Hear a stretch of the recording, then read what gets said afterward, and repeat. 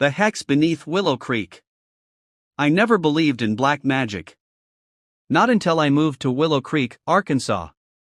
It's one of those towns you won't find on a map unless you zoom in too far. Quiet streets, old churches, and woods so thick the sunlight barely reaches the ground.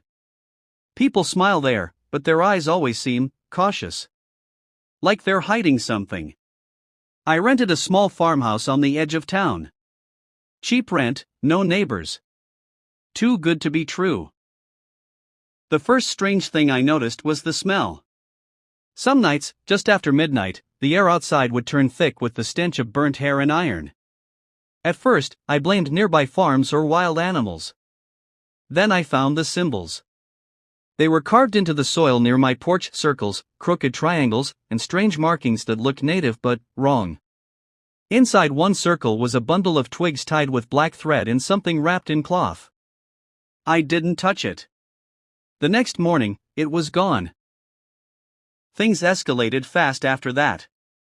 I started waking up at exactly 3:17 a.m. every night. No alarm. No noise. Just a sudden, overwhelming feeling that I was being watched. My dreams were worse visions of a woman with her mouth sewn shut, standing in the woods behind my house, whispering my name without moving her lips. Then the scratches appeared. 3 long claw marks on my bedroom wall. Always fresh. Always bleeding sap from the old wooden panels, like the house itself was wounded.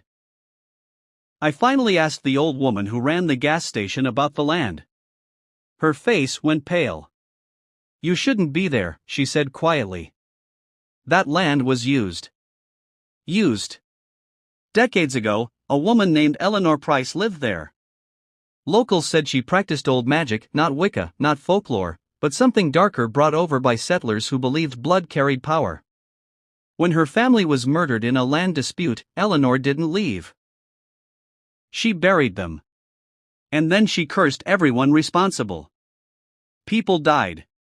Crops failed. Children went missing near the creek. Eventually, a group dragged her into the woods and burned her alive. But before she died, she promised the land would never be free. That night, I heard chanting outside my house.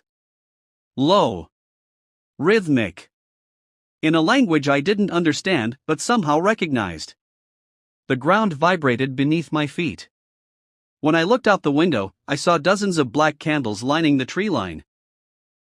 And fresh symbols carved into the dirt. They weren't for summoning. They were for binding. I realized then, the hex wasn't meant for me.